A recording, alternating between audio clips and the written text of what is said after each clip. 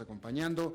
Gracias por estar ahí. Le mando cálidos saludos desde la señal y las instalaciones de CRC 89.1 Radio en San José, Costa Rica, desde donde estamos transmitiendo hasta el punto en el tiempo y en el espacio en el que usted nos esté escuchando, porque estamos saliendo en diferentes vías simultáneamente, por ejemplo en Facebook Live, en la página de este programa. Estamos en el canal de YouTube de este programa. Estamos en podcast en las principales plataformas para ello, como Spotify, Apple Podcast, Google Podcast y otras 5 importantes más. Aquí en Costa Rica, este programa que sale en vivo en este momento a las 5 de la tarde se repite todos los días a las 10 de la noche aquí en CRC 89.1 Radio. En esta ocasión me acompaña al otro lado de los cristales, tratando de controlar los incontrolables, el señor Kenneth Apuy, y la producción general de este programa, siempre poderosa, desde Colombia, a cargo del señor Mauricio Sandoval. Hay que comenzar informándole que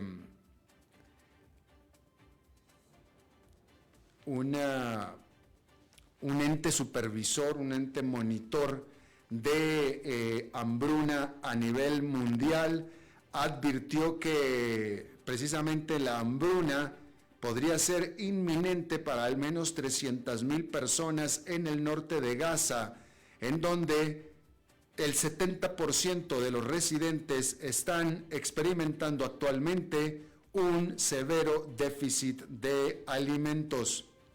Este grupo de expertos que le da información a las Naciones Unidas, o que las Naciones Unidas lo usan de referencia, proyecta que 1.100.000 personas afrontan condiciones catastróficas para el mes de julio.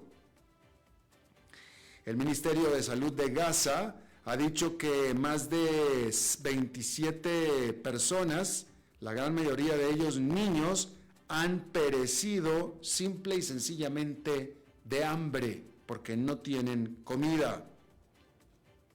En otra información relacionada, hay que decir que este lunes el ejército de Israel atacó al hospital Al-Shifa de la ciudad de Gaza, en donde, según asegura, líderes terroristas de Hamas estaban utilizando a este hospital, a este edificio, como su base de operaciones.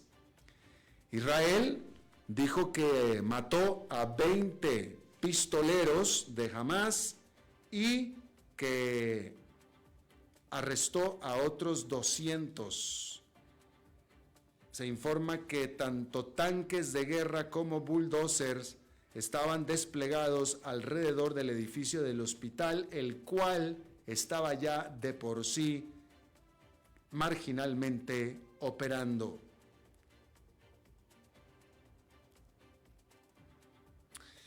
Hay que decirle que Corea del Norte disparó un misil balístico de corto alcance por sobre las mares o el agua de su costa este, de acuerdo a lo que informa Japón.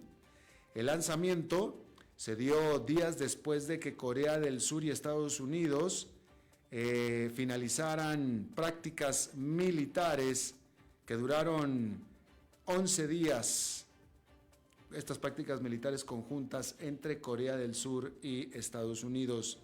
El dictador de Corea del Norte, Kim Jong-un, ha criticado estos ejercicios conjuntos en el pasado y los califica como preparativos para una invasión.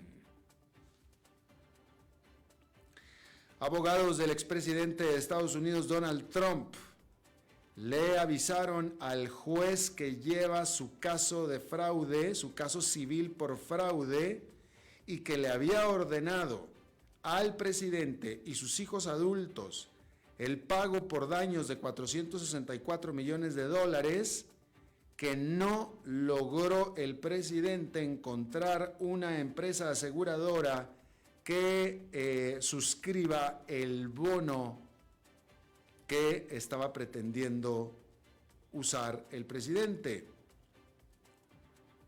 hay que decir que la Corte podría confiscar bienes de Donald Trump por esa cantidad equivalente si no hace un pago para el 25 de marzo. Estamos a 18. Sus abogados pidieron una prórroga de tiempo mientras que apelan en contra de esta determinación. Allá en el mercado comercial de Nueva York, los futuros de la cocoa alcanzaron un máximo histórico. ¿Usted ha notado que el chocolate es más caro? Hay que decir que el precio de este commodity se ha duplicado, casi 98%, de hecho 98% desde que comenzó el 2024, este año. Parte de la responsabilidad de esta explosión en el precio del cacao es una severa sequía en África Occidental desde noviembre, que es donde se produce la mayor parte de cacao del planeta. Sin embargo, también la oferta ha sido afectada por los límites de precio establecidos por los gobiernos de África Occidental, que han desanimado a los agricultores a invertir en este tipo de plantaciones. Así es que si su chocolate no ha aumentado de precio aún, lo hará muy, muy pronto, pero lo más seguro es que ya haya aumentado de precio. Fíjese usted este dato. Fíjese cuál es la cantidad de capitalización que ha aumentado las acciones de Alphabet, Amazon y Microsoft conjuntamente desde que comenzó el boom de la inteligencia artificial, que lleva prácticamente un año, poquito más de un año, digamos que 13 meses, ¿sí? Pero desde que empezó ese boom de inteligencia artificial, la capitalización, que es la suma conjunta en aumento de precio de las acciones de estas empresas Alphabet, Amazon y Microsoft, ha sido de 2,5 billones de dólares, y lo estoy diciendo billones en español, en latino. En inglés son 2,5 o 2.5 trillion. En español son 2.5 billones de dólares. Es lo que ha aumentado el valor de las acciones de estas conjuntas de estas empresas desde nada más de este rally de inteligencia artificial. Por cierto, hablando de aumento de valor de acciones, fíjese usted esta noticia que es sorprendente. ¿Yo cómo la calificaré? La voy a calificar de sorprendente, más no inesperada. O quizá inesperada, pero no sorprendente, como usted prefiera, ¿sí? Porque usted se acuerda de las acciones de Tesla. Las acciones de Tesla es lo que ha hecho de Elon Musk durante mucho tiempo al hombre más rico del mundo. Las acciones de Tesla, ¿sí? Nosotros aquí hemos estado monitoreando eso y hemos visto que en valor de capitalización, precisamente en lo que valen o lo que valían las acciones de Tesla, la capitalización de mercado de Tesla es varias veces superior a la de automotrices, que son varias veces más grandes que Tesla.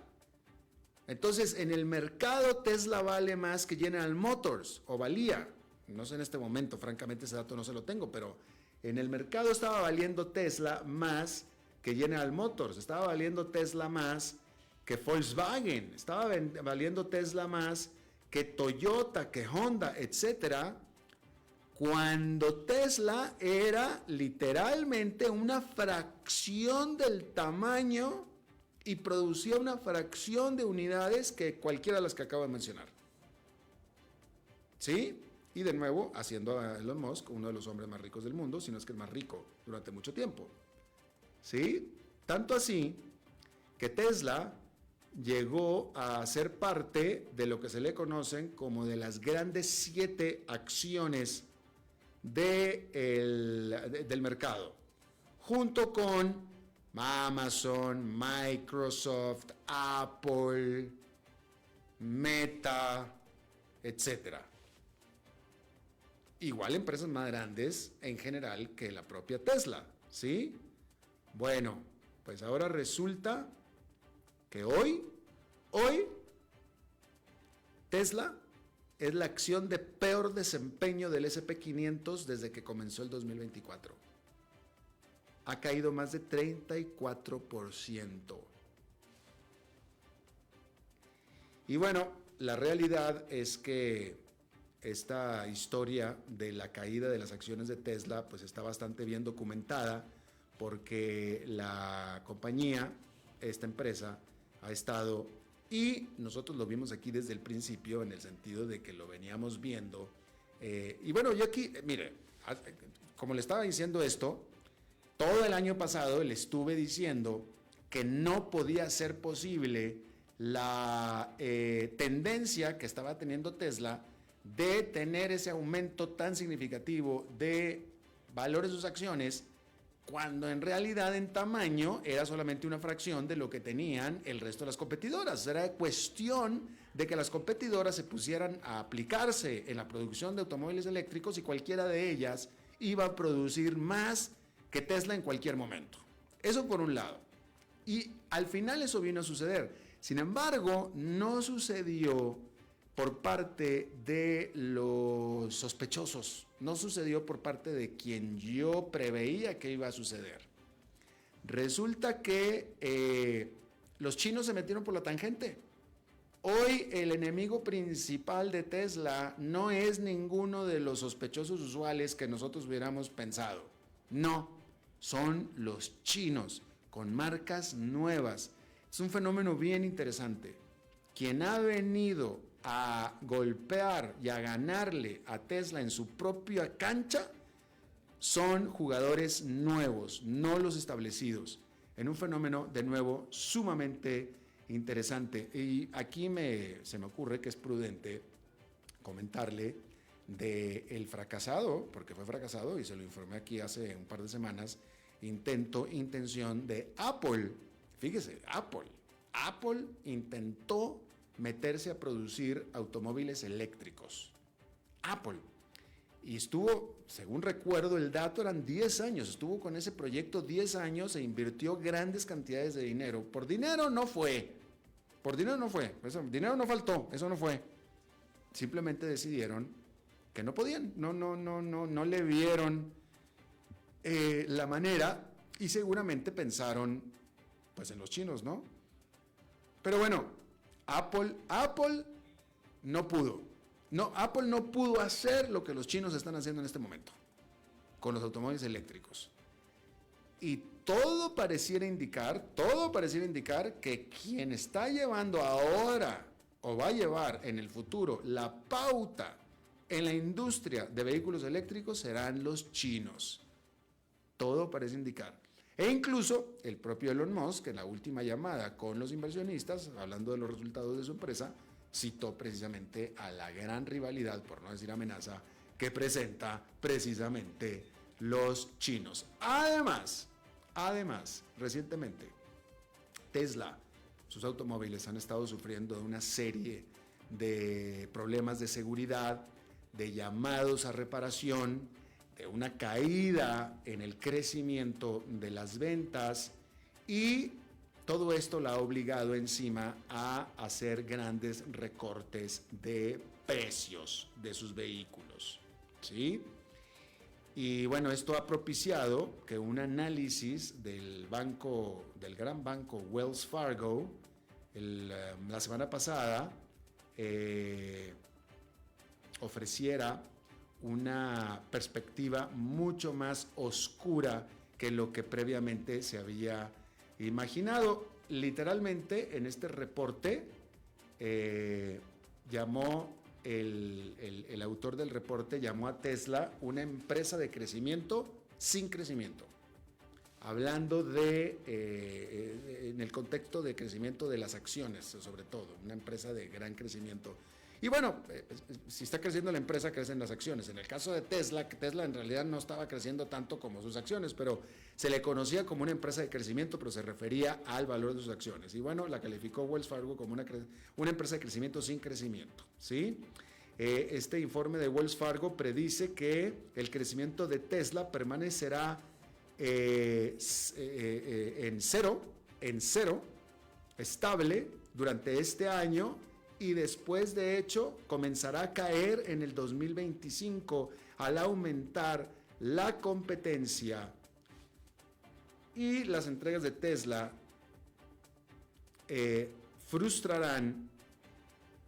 causarán frustración, y prevé Wells Fargo que Tesla tenga que volver a bajar precios de nuevo, ¿sí?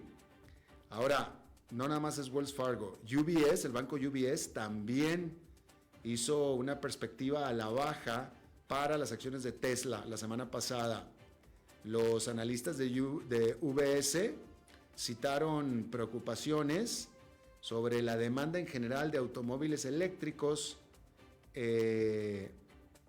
sobre todo en el contexto en el que los rivales chinos están acaparando un mayor aumento del mercado global.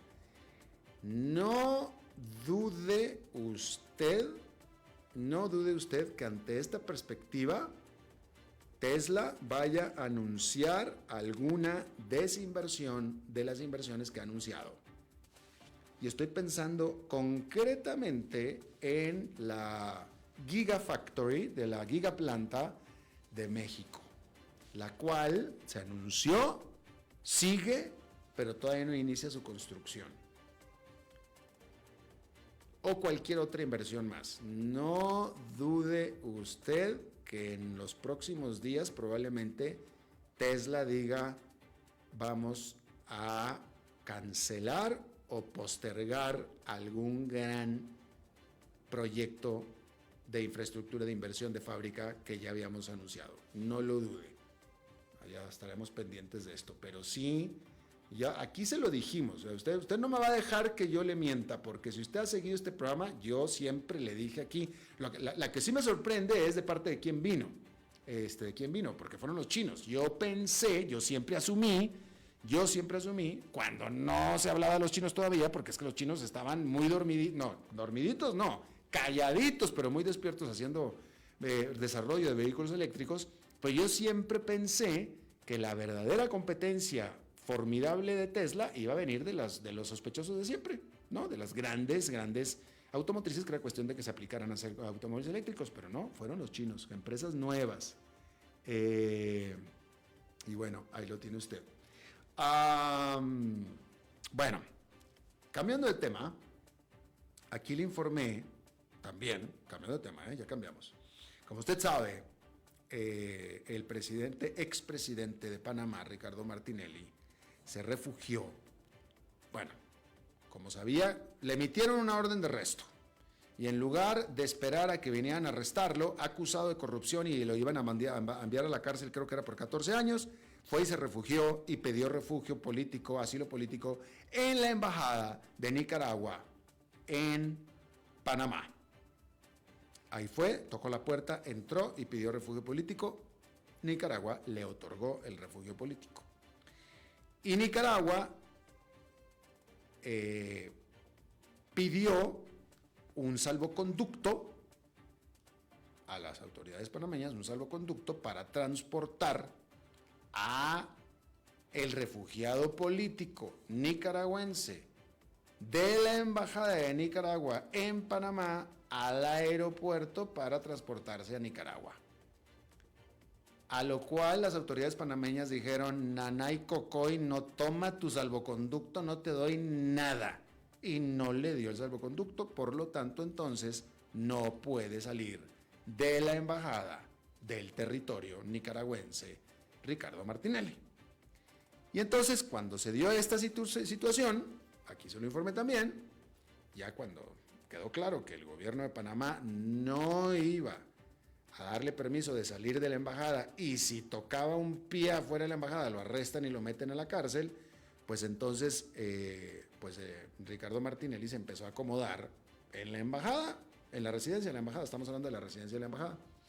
Resulta que la residencia de la embajada es muy chiquita, es una casita, es una casita muy chiquita, realmente pues es una casita muy chiquita. Entonces, ya cuando se dieron cuenta que Ricardo Martinelli va a tener que ser esa su casa durante, vamos a ver cuánto tiempo, quizá, o sea, por lo pronto indefinidamente, pues entonces empezaron a traer cosas para el nuevo huésped. Entonces entraron a la residencia en camiones, entraron refrigeradores nuevos, entró un asador, una parrilla, etcétera, etcétera. Pero eso no quita que la casa es muy chiquita. Y pues ahí está la embajadora con su familia viviendo ahí también. Y pues ahí está ahí también este gordo ahí pegado ahí. Bueno, pues la gran noticia, fíjese lo que sucedió. Y esto es verdad, suena chisme, pero pues es que es la verdad. Resulta que la embajada, o sea, la residencia de la embajada o la Cancillería de Nicaragua compró la propiedad contigua a la residencia. La propiedad contigua, la residencia la compró. Y anunció que iba a agrandar la residencia para hacer una residencia más grande, ¿sí? Con la propiedad contigua. Eso es lo que oficialmente se informó. Nada. Lo que realmente sucedió es que Ricardo Martinelli compró la propiedad al lado con el plan de que efectivamente se la compró a Nicaragua para que efectivamente se expandiera la sede diplomática y pudiera él vivir en la propiedad al lado, siendo la sede diplomática. Sí, pues ya, pues le digo, pues algo gordo ahí molesto, para que se vaya a la casa al lado mejor, que tenga su casa al lado y propia, bajo la bandera de Nicaragua. Bueno, pues se está informando y aquí tengo el comunicado, fechado hoy, 18 de marzo, donde el Ministerio de Relaciones Exteriores de la República de Panamá no le otorga el permiso a Nicaragua de expandir su sede, punto, no le da permiso. Dice el comunicado que le recuerda que de acuerdo a los tratados de Viena, etcétera, etcétera, es potestad del país receptor, del país sede, de dar el permiso o no, de mover la embajada, de expandirla, de agrandarla, y es potestad del país, y simplemente el país dice, no la agrandas, no reconocemos, y no te doy permiso, punto, se acabó, así es que no la puedes agrandar. Así es que, pues señora embajadora de Nicaragua en Panamá, pues que le vaya muy bien ahí con don Ricardo, Ay, entonces, bueno, pues ahí está, ya, no le dieron el permiso, así es que va a tener que vivir en townhouse, es un townhouse chiquito, pues, supongo que Ricardo debe ser buena onda, ¿no? Lo que sí que yo, la última vez que yo que entrevisté a Ricardo Martinelli, lo entrevisté en sus oficinas, que él tenía ya como expresidente en el edificio Oceánica de Panamá, y tenía unas grandiosas oficinas, y para que usted entienda el estilo de vida al que está acostumbrado Ricardo Martinelli, él en su oficina, él tenía una gran sala de estar con televisor y etcétera, y tenía una sala especial para masajes, con su mesa de masaje y todo. Él me lo enseñó a mí, o sea, digo, él me dio el tour, una sala de masaje y todo, entonces así es como a él le gusta vivir, y pues no va a poder tener su sala de masaje en su nueva casa de la residencia. Bueno, pues ahí está eso. Otro, este asunto también vamos a cambiar de tema. Este asunto también lo hemos seguido, se lo comenté la semana pasada, de este avión de LATAM, este 787 que venía volando de Sydney, Australia, a Auckland, Nueva Zelanda, que se desplomó varios miles de pies y mandó a gente volar y pegaron el techo y fueron 50 heridos. Yo aquí le dije, le expresé mi opinión, que se estaba haciendo mucho sensacionalismo en la prensa de Estados Unidos y que no podía ser posible, y se lo dije aquí, no podía ser posible lo que había informado un pasajero que dice que le dijo el capitán, el piloto del avión, el titular fue que el pasajero dijo que el piloto que salió a ver cuál había sido el daño después de lo que sucedió, que le dijo, no sé qué pasó, se me fueron los instrumentos, perdí el control del avión, pero ya lo recuperamos, pero perdí los instrumentos y no sé qué pasó. Eso dice el pasajero que le dijo el piloto, y esos fueron los titulares de la prensa de Estados Unidos.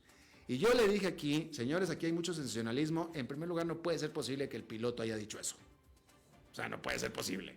Se suena increíble, se lo dije. Bueno. Pues más increíble es lo que después dijo el piloto. Porque esto es lo que dijo el pasajero que dijo el piloto. El piloto, según informan las autoridades de Nueva Zelanda y de Chile, el piloto dijo que lo que sucedió es que él estaba sentado en su asiento, que un sobrecargo, le estaba sirviendo la cena y que en no sé qué movimiento que hizo la sobrecargo le apretó un botón al asiento y el asiento se corrió hacia adelante apretando al piloto contra el timón del avión, lo que hizo que el avión se desplomara. Hasta que pudieron solucionar ese problema y ya recuperaron el avión. Eso fue lo que dicen las autoridades que dijo el piloto. Bueno, yo aquí le digo, con respecto a esa declaración, esas también son pamplinas. Ahora el que está mintiendo es el piloto. O sea, yo no sé si el pasajero dijo una mentira. Seguramente no dijo una mentira, pero ahora entiendo que el que estaba diciendo mentiras era el piloto. Porque dice que el piloto dijo que perdió el control del avión y que se le fueron los instrumentos. Eso es lo que le dijo al pasajero. A las autoridades le dijo el cuento que le acabo de echar yo aquí. Eso es lo que le dijo a las autoridades. Pero las autoridades todavía no determinan qué fue lo que pasó oficialmente. Pero yo aquí le estoy diciendo, y no soy el primero, tengo que decir que no soy el primero que lo digo, pero me uno totalmente a los otros que lo están diciendo, esas son pamplinas. Eso así no pudo haber sido, porque no hay manera en que un sobrecargo haya podido oprimir un botón de esa manera y que se haya ido para adelante y todo. O sea, no hay manera. Así es que, mire, no quiero hacer conjeturas porque quién sabe qué fregados estuvo pasando en esa cabina de pilotos. Yo creo que nos vamos a enterar, pero espérese una historia bien subida de color. Bien subida de color. ¿Quién sabe con qué cuento nos van a salir? O sea, va a estar bien jalada de los pelos, es lo que le quiero decir. La verdadera verdad, y yo creo que la vamos a conocer, va a estar bien jalada de los pelos para que el piloto tenga que echar la mentirota que echó. Vamos a ver de qué se trata. Vamos a ver de qué se trata, pero no es nada que tuvo que ver absolutamente con nada de la operación normal del vuelo, ¿eh? Yo no sé qué, no sé, no me atrevo a decir qué, pero ahí está muy rara esa situación, muy rara, y pronto la vamos a conocer. Pero no fue que la historia que está contando el piloto, eso sí se lo puedo asegurar, no fue. Rápidamente. Como usted sabe, este fin de semana hubo elecciones en Rusia y previsiblemente ganó Vladimir Putin. ¿Por qué? Porque básicamente era el único candidato. Y pues Vladimir Putin es un dictador, punto, se acabó, ¿no? O sea, nada que no supiéramos, ¿no?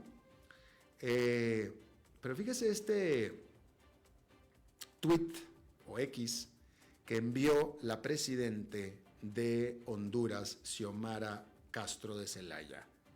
Fíjese usted este tuit. En mi condición de presidenta de Honduras y presidenta pro tempore de la Comunidad de Estados Latinoamericanos y Caribeños, la CELAC, envío un mensaje de felicitación al presidente Vladimir Putin por su convincente victoria en las elecciones de Rusia. o sea, que, en primer lugar, discúlpeme, presidenta Xiomara, pero, o sea, pues qué ridículo, digo la verdad que qué ridículo enviar un tuit así.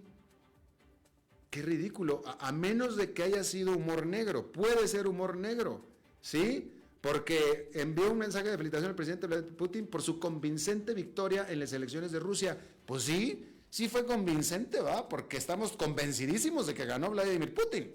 Estamos, eso no queda absolutamente ninguna duda. Pero desafortunadamente no creo que haya sido un humor negro de la presidente Xiomara Castro de Zelaya de Honduras. Y la pregunta es, y esta parte no, yo no conozco la respuesta, pero ¿qué gana una líder, una presidente democráticamente electa, cuyo principal socio comercial es antagonista de Rusia, por cierto? ¿Sí? ¿Usted sabe cuánto comercio hay entre Honduras y Rusia? Cero. Hay cero. Cero comercio. Cero. No llega un solo rublo a Honduras. Jamás. No ha llegado en 100 años. En cambio, Estados Unidos es el principal todo de Honduras. El principal todo de Honduras. Empezando por las remesas que envían los hondureños hacia Honduras y también las exportaciones y etcétera. Toda la gran base, que es una gran base, de maquiladoras que están en Honduras son para exportar a Estados Unidos. ¿Sí? Pero vamos a suponer, al margen de eso, o sea, iba a comentar que cuál es la necesidad de antagonizar con Estados Unidos, pero olvidémonos de eso, ¿va? Eso no tiene sentido, olvidémonos de eso. ¿Cuál es la necesidad? O sea, ¿cuál es la necedad y la ridiculez de pretender que el proceso de Rusia fue democrático y que merece una felicitación por ser tan convincente la victoria? ¿Cuál es la necesidad? ¿Para qué? ¿Por qué? Eso es un ridículo, es un despropósito. Es un despropósito.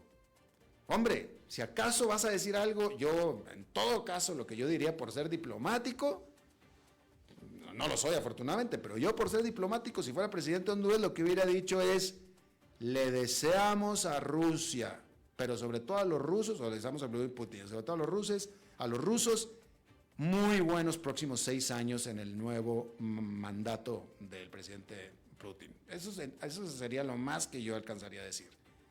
Pero celebrar el proceso como convincente, como si fuera democrático, what the fuck. Pero y sobre todo, ¿cuál es la necesidad? ¿Cuál es la necesidad? ¿Por qué? De alguien que fue electa democráticamente como fue la presidenta Xiomara. No entiendo, yo no alcanzo a entender.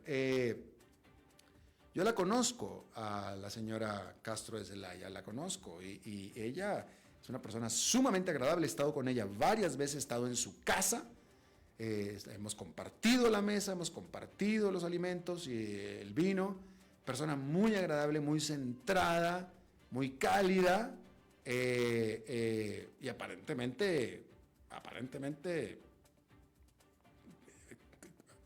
creyente de la democracia. Pero ¿cuál es la necesidad de públicamente hacer este despropósito, de felicitar por convincente un proceso electoral por parte de un dictador como Vladimir Putin? Es algo que no puedo entender. Me supera, no puedo entender. Pero bueno, ahí lo tiene usted. Vamos a hacer una pausa y regresamos con nuestra entrevista de hoy.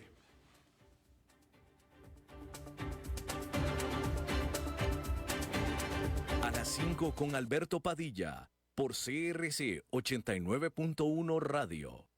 Ok, ya te has reído con nosotros, has aprendido con nosotros y nos hemos conocido más. Pero es hora de ponernos serios. El mejor momento para invertir fue hace 10 años y el segundo mejor momento para hacerlo es hoy. Entra a transcomer.com, convertite en un inversionista y transforma tu destino. Transcomer, puesto de bolsa de comercio. Construyamos juntos su futuro. Somos expertos en eso.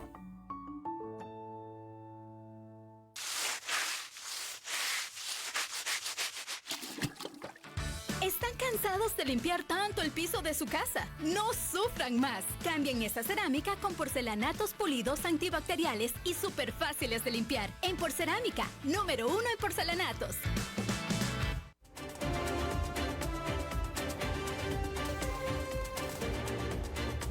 Seguimos escuchando a las 5 con Alberto Padilla.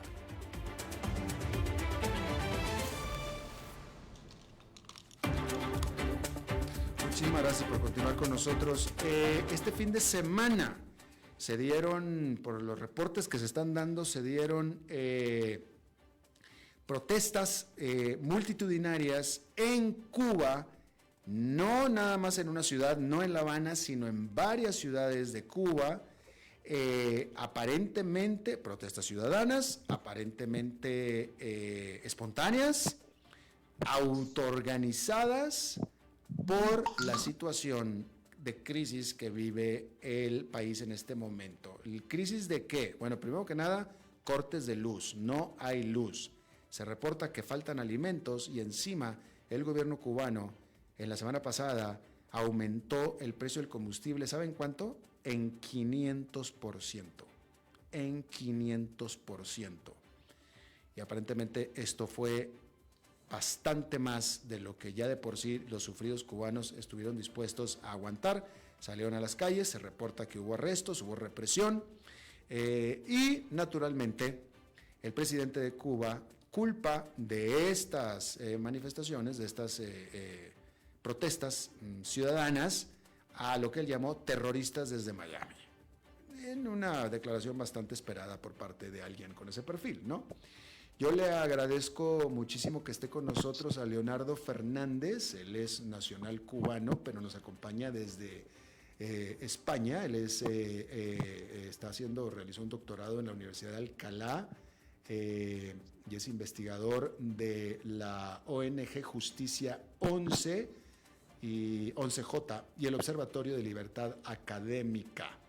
Y está desvelándose para platicar con ustedes. Yo le agradezco muchísimo, Leonardo, gracias. Muy buenas noches, Alberto, es un gusto estar contigo y con tu audiencia. Gracias. Tú nos puedes decir, primero que nada, ¿cómo, o sea, de qué manera los ciudadanos cubanos pudieron organizarse, si acaso es por redes sociales, pues fue por redes sociales, pudieron organizarse para conjuntamente salir a las calles a protestar en varias ciudades al mismo tiempo de Cuba? A ver, primero hay que entender el contexto cubano, ¿no? Es un contexto, como tú bien has dicho, donde hay una crisis que yo usaría la palabra que usó la ONU para Venezuela, una emergencia humanitaria compleja. O sea, en Cuba no hay medicamentos, en Cuba no hay alimentos accesibles, la inflación ya está en niveles que inclusive a mí me molesta porque muchas veces las estadísticas sobre Latinoamérica excluyen a Cuba de todo, a veces por ciertas complicidades de los gobiernos de izquierda en la región. Y, o de organismos como puede ser la propia... como puede ser la propia CEPAL, la Comisión para Estudio de la Economía Latinoamericana. Entonces, volviendo al tema, en esa situación tenemos que Cuba se han agudizado los cortes de electricidad, estamos hablando de 20 horas de corte de electricidad, inclusive a veces intermedio, que hace que se les echen a perder los alimentos a las personas o que los equipos de refrigeración se rompan, porque ponen y quitan la corriente. O sea, la electricidad es realmente una situación desesperante. Ya en el 2021 vivimos el mayor estallido social de la historia de Cuba, que fue el 11 de julio del 2021, un estallido sin precedentes con manifestaciones en 60 ciudades del país. Que fue por la misma situación, la del 2021 es también por las situaciones de vida. Exacto, pero este estallido se saldó con algo que muchas veces no se habla de Cuba, y que es realmente lo más complejo, con más de 1.000 personas detenidas en calidad de presos políticos. Cuba al día de hoy tiene 1.066 presos políticos, sobre todo que son jóvenes que provienen de barrios pobres, racializados, con situaciones complejas, o en otra situación, jóvenes universitarios que han estudiado carreras y que se hartaron. Esas protestas fueron autoorganizadas, fue un estallido popular. Situación similar ocurre en el verano-otoño del 2022, cuando pasa un huracán por el país, hay cortes de electricidad, desabastecimientos y hay también protestas populares, que a diferencia de las otras se van dando a todo lo largo del verano, a veces aisladas, a veces... Y llegamos en un momento que ya creíamos que, bueno, la gente se sigue manifestando en las redes, en determinados espacios, pero no con la sistematicidad o con el alcance. Y llegamos al 18 de marzo, el domingo, curiosamente el 11 de julio también fue un domingo, donde la ciudadanía está al límite con los cortes de electricidad, con la ausencia de alimentos. Al igual que en las manifestaciones anteriores, vemos que los reclamos comienzan por por electricidad, por comida, pero los reclamos se van radicalizando y se van convirtiendo en reclamos antisistemas. Como lo que se le decía a la gobernadora de Santiago de Cuba, la ciudadanía le espetaba, a ti nadie te eligió.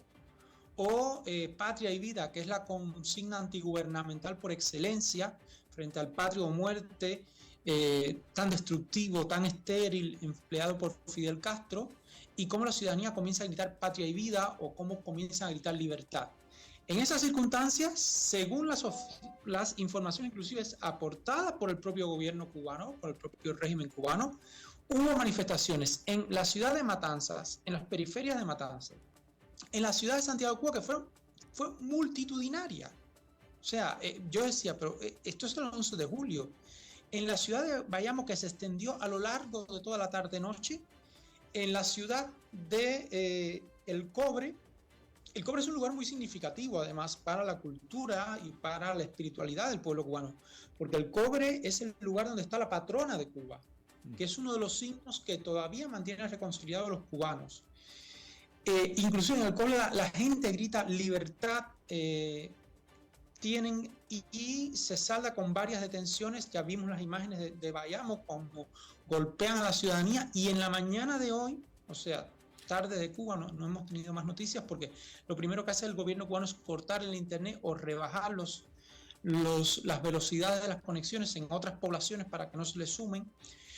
Y hemos visto que en la mañana de hoy esa ciudadanía de que protestó anoche fue a enfrentarse a la policía y a la seguridad del Estado, con todo eso lo que significa en una dictadura, para exigir que se devuelvan los muchachos que han sido detenidos en la noche anterior. Eso es a grandes rasgos lo que está sucediendo ahora mismo en Cuba. Pero entonces efectivamente, nada más para confirmar. Hay reportes también por confirmar, porque la velocidad del internet, la represión de manifestaciones en otros puntos, pero aún no tenemos confirmación más allá de estos lugares. Pero por lo pronto tú nos puedes confirmar que la vía, es decir, porque yo no he estado en Cuba y no soy cubano viviendo en Cuba, entonces no me queda claro si el cubano promedio tiene un teléfono celular con acceso a redes sociales y se organizan por medio de redes sociales, como han sido los últimos movimientos sociales de otros países. ¿Es así como se han organizado? No. En Cuba la protesta, Cuba llega tarde a un escenario de protesta, a diferencia de otros países latinoamericanos. En Cuba las protestas se dan mucho a nivel de barrio. ¿Por qué? Porque en Cuba hay una cultura muy de red vecinal. O sea, los vecinos se hartan, sale uno y se le van sumando. Es muy básico, y por eso hoy hemos visto que el gobierno cubano, que no tiene dinero para alimentos o para medicamentos, sí tiene dinero para drones o para electricidad, que no tiene dinero para eso, pero tiene, y estaba monitoreando con drones los barrios populares, porque las protestas generalmente son autogestionadas. O sea, la gente se empiezan a sumar, no puedo más. O sea, muchas veces ha pasado que es una persona que se cansa y los vecinos salen a apoyarlas.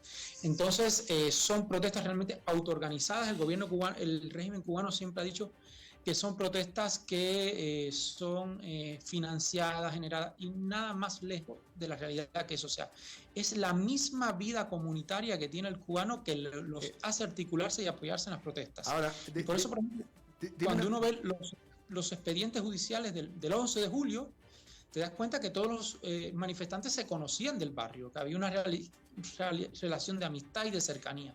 Ahora, Leonardo, dime una cosa. Nosotros que no estamos en Cuba siempre hemos tenido una imagen de que en Cuba la situación económica ha sido permanentemente de crisis. Entonces yo te pregunto, ¿acaso en realidad, o sea, qué es lo que cambió?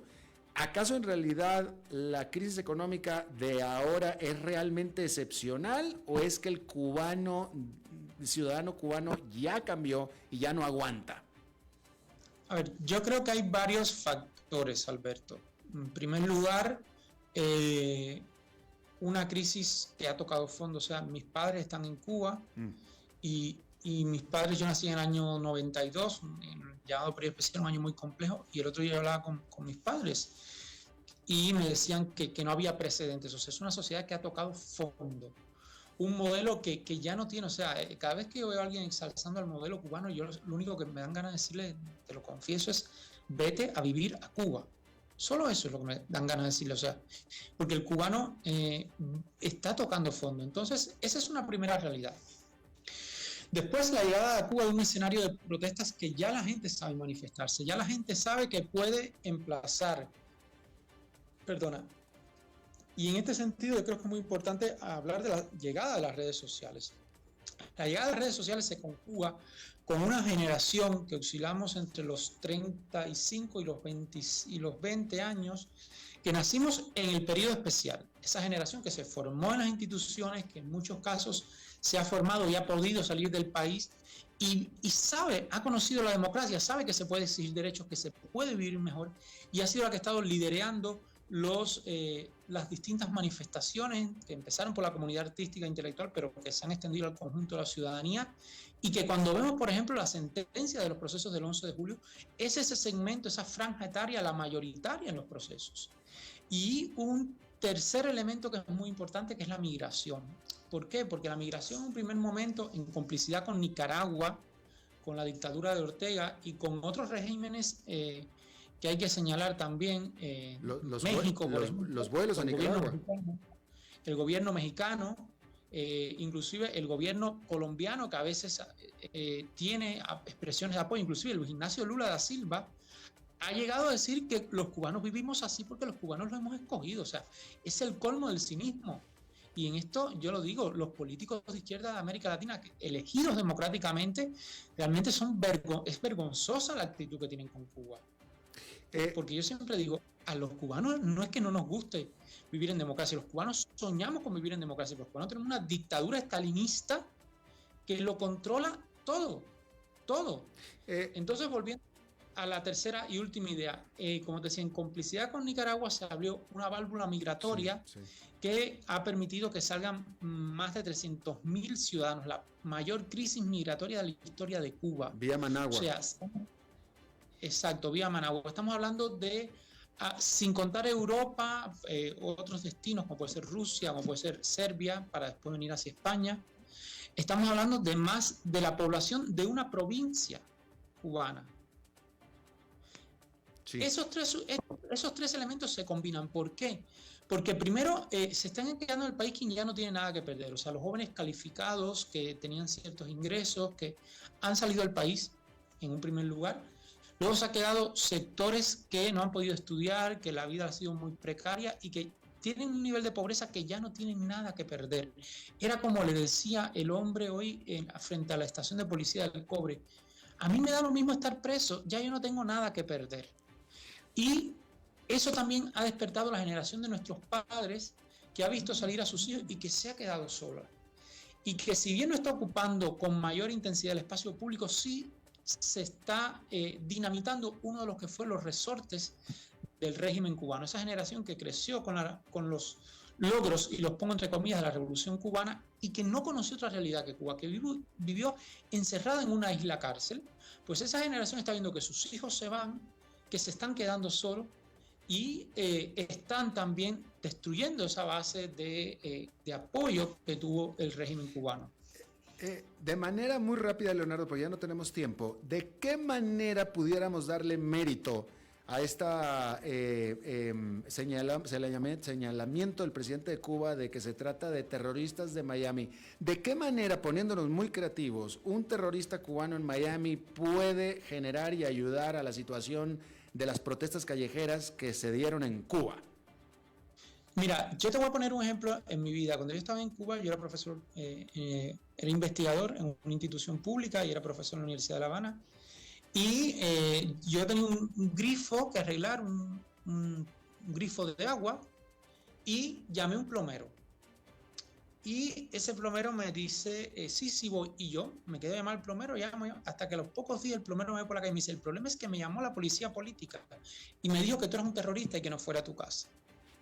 Con esto, ¿qué quiero decir? Que en Cuba no se mueve una pluma sin que el gobierno cubano lo sepa.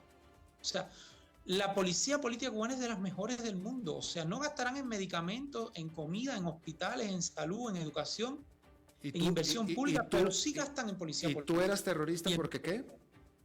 ¿Y tú eras terrorista porque qué? Porque era un simple profesor universitario crítico al sistema. Ya. Entonces, te pongo ese ejemplo. No se mueve nada en la isla sin que ellos lo sepan. O sea, alguien va a entrar por Miami. O sea, ¿a cuántas personas les han prohibido entrar al país? Ahí está Amelie Ramos, que es una crítica de arte. Ahí está Omar Ruiz Urquiola, que es una profesora universitaria. Carlos Manuel Álvarez, que es un periodista súper premiado a nivel internacional y es escritor. A todos se le ha denegado la entrada al país. Entonces, ellos no van a estar rastreando quién viene de Miami. O sea, es que ni ellos mismos se lo creen. O sea, claro. Es como dicen ya la gente en el bar. O sea, una de las consignas que gritaba la gente y que es la más popular, la que a muchos nos hizo sucumbir es: no más muela, no más discursos vacíos, no más consigna, no más mentira.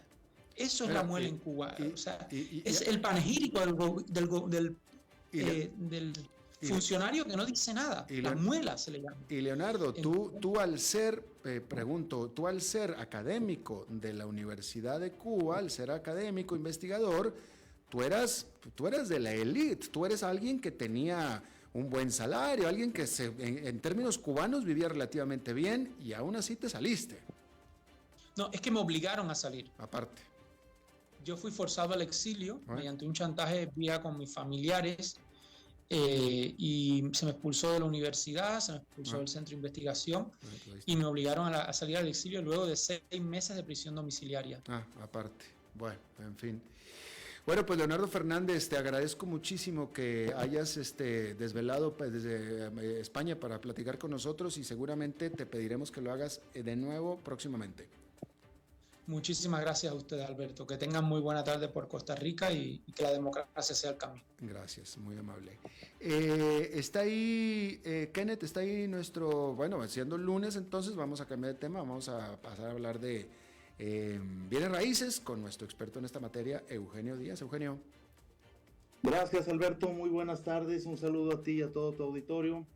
Y bueno, estimado Alberto, el día de hoy le quiero dedicar este comentario, estos minutitos que faltan para los corredores inmobiliarios, los agentes inmobiliarios de este país.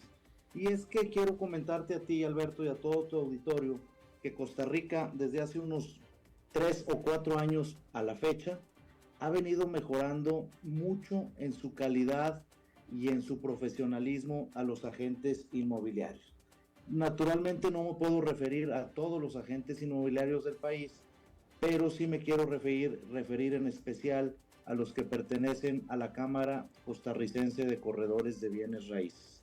Y esto es porque dicha cámara es una asociación donde se autorregulan con un código de ética, y para poder ingresar a la cámara tienen que hacer una serie de cursos y tener ciertos conocimientos para poder ayudar a las personas a comprar, a vender o alquilar un inmueble. Y es por eso que digo que Costa Rica se ha venido profesionalizando mucho en ese sector, porque las personas que pertenecen a dicha cámara, que por cierto hago el comentario que este año la Cámara Costarricense de Corredores de Bienes Raíces cumple 50 años de haberse fundado. Esta asociación se fundó en 1974 y este año están de fiesta. Bueno, siendo así, les quiero comentar, Alberto, que ya que tienen un código de ética que se autorregulan ellos mismos, y esto es porque en el país no existe una ley que regule la actividad inmobiliaria en el país, como lo hacen en otros países, en los Estados Unidos o en Panamá, inclusive el país vecino del sur, o la mayoría de los países de Europa o asiáticos. En América Latina y Costa Rica tampoco se regula esta actividad, entonces cualquier persona se puede decir agente inmobiliario. Pero tenga usted cuidado, estimado radioescucha, ya que cualquiera puede ser agente inmobiliario, pero no todos son buenos, no todos tienen los conocimientos precisos y no todos pueden asesorarlo en una compraventa de principio a fin con todas las diferentes tópicos que hay dentro de estas negociaciones y de estos negocios. Así es que, muy importante, contrate a un agente inmobiliario que tenga los conocimientos, la capacitación y ojalá que esté afiliado a la Cámara Costarricense de Corredores de Bienes Raíces. Es el comentario del día de hoy, estimado Alberto. Gracias, Eugenio. ¿Tu programa de radio? Claro, muchas gracias y quiero hacer el comentario a todos tus radioescuchas. No se pierdan el programa Club Inmobiliario Radio, que se transmite por esta misma estación todos los sábados de 1 a 2 de la tarde. Un programa en el que analizamos y comentamos únicamente del sector inmobiliario, tanto nacional como internacional. Muy interesante cada sábado a la 1 de la tarde, que tengo la dicha y el honor de poder dirigir y conducir. Así es que los espero a ti, Alberto, y a todos tus radioescuchas. Hombre, gracias entonces, Eugenio. Nos vemos el próximo lunes. Gracias, igualmente gracias a ti y a todos tus radioescuchas, que tengan una excelente semana. Y eso es todo lo que tenemos por esta emisión de A las 5 con su servidor Alberto Padilla. Muchísimas gracias por habernos acompañado. Espero que termine su día en buena nota, en buen tono, y nosotros nos reencontramos en 23 horas. Que la pase muy bien.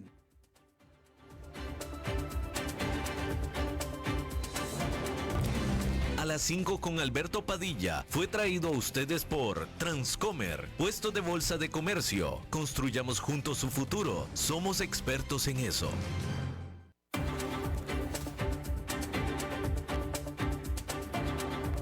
Concluye A las 5 con Alberto Padilla. Un programa diseñado con el objetivo de llevarte diariamente un tema de actualidad, acompañado siempre de reconocidos editorialistas, de lunes a viernes a las 5 de la tarde por CRC 89.1 Radio. A las 5 con Alberto Padilla.